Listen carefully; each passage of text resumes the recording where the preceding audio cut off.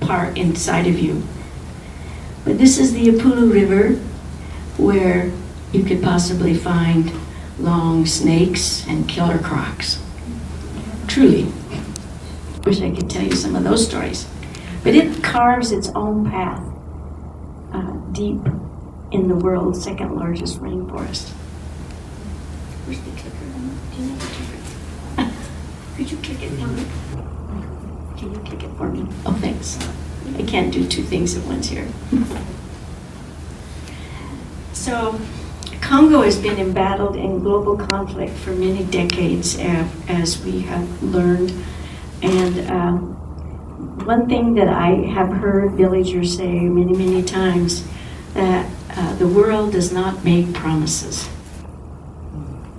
Coltan is the most recent mineral mine, and it's used in our cell phone and computers to have a greater power.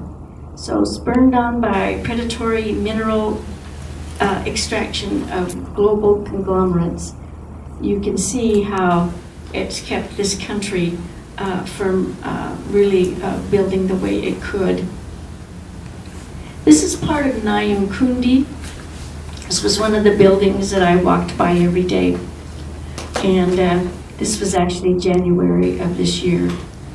And even though we saw distant smoke some 35 miles away from fighting, there seemed to be a forgiving home in that village.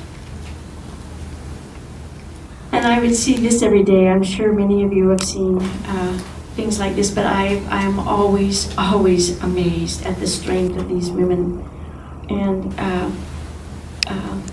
their courage as they live within the confines of an uncertain world, surrounded by a fragile peace. And you hear them say, "These are Congolese problems. We will find Congolese solutions." So one of the solutions I read about before I went was an organization called CEMEDEF, CEMEDEF. And this was an organization begun by a woman that lived in Congo. And I was so impressed with this. I was eager to attend meetings and find out more about their great success. So this is where a group of 5 women will come, and they will each have a business that they're responsible for being successful. Mostly the loans are $50. And here's the key thing. The reason I think they are so successful. They're not only responsible for their own businesses, but for everyone else in that group of 5. I love that idea. So in the last few years, CEMEDEF, through their $50 loans, have helped over 4,200 people. They pay off at a rate of 7%.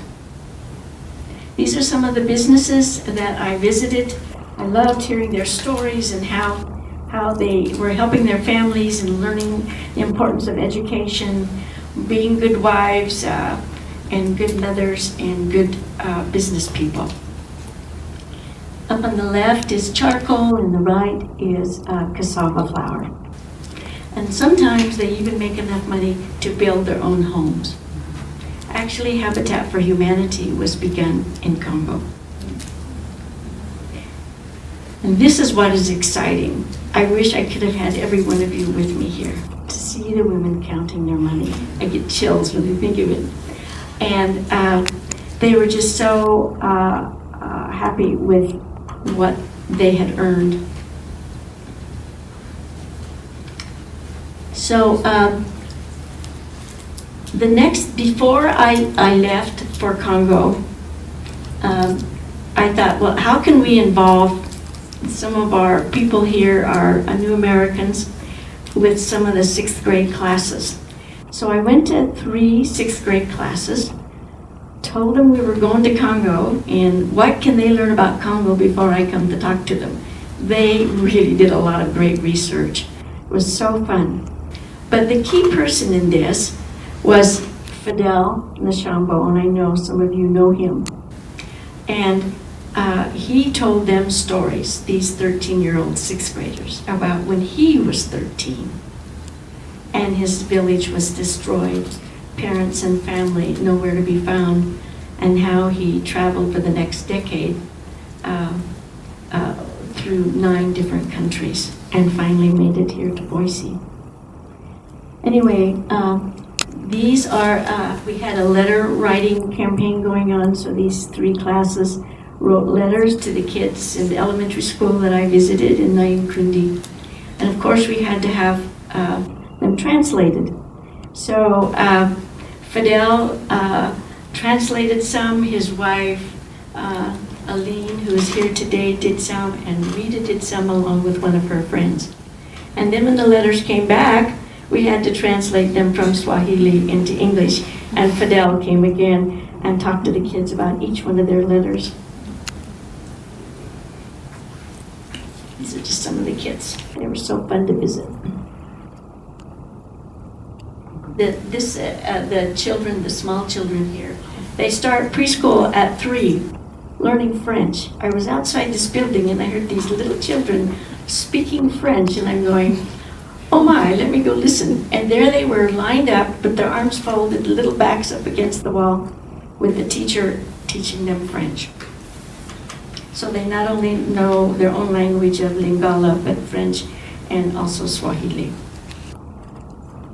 And this was the group that I really enjoyed the most. These 2 women in the front that were there for them to learn. The additional thing was, once you learn, go and teach somebody else. So they had sewing businesses, and the women in the back, I learned about these women from Mama Sarah on the right on the last day I was there. These women in the back were from the Hema tribe, and I'll just tell you a little bit about Mama Sarah's story as I end. It was probably the biggest lesson I've ever learned in Africa.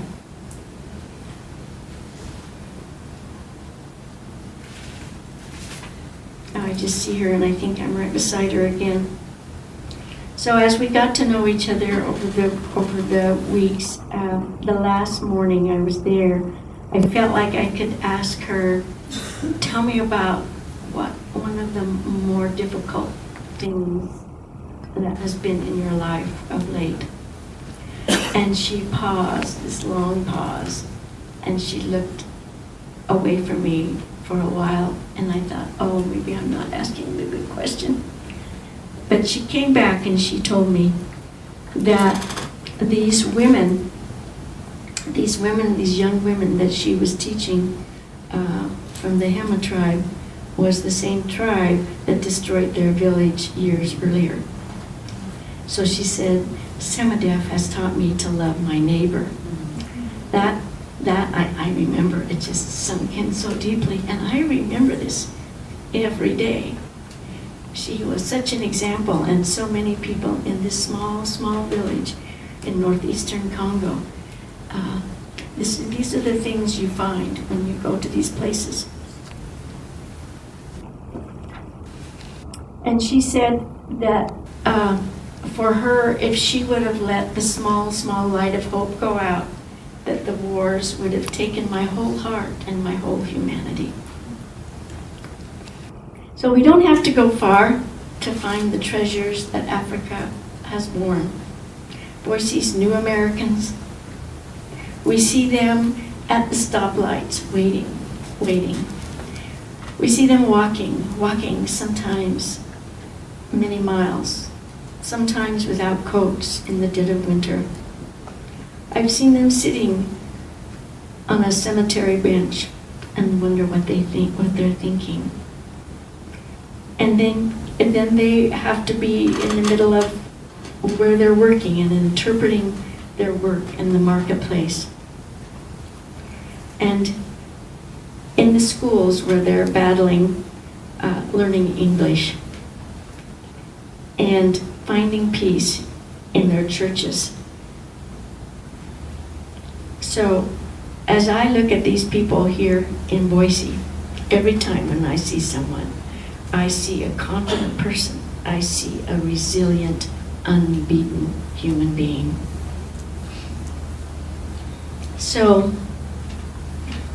this is what my big takeaway is every time I go to Africa. And that is, Africa does not need us, we need Africa. And I think having these people in our community, along with people from Asia and from the Middle East and other places that have come, they are just a real treasure.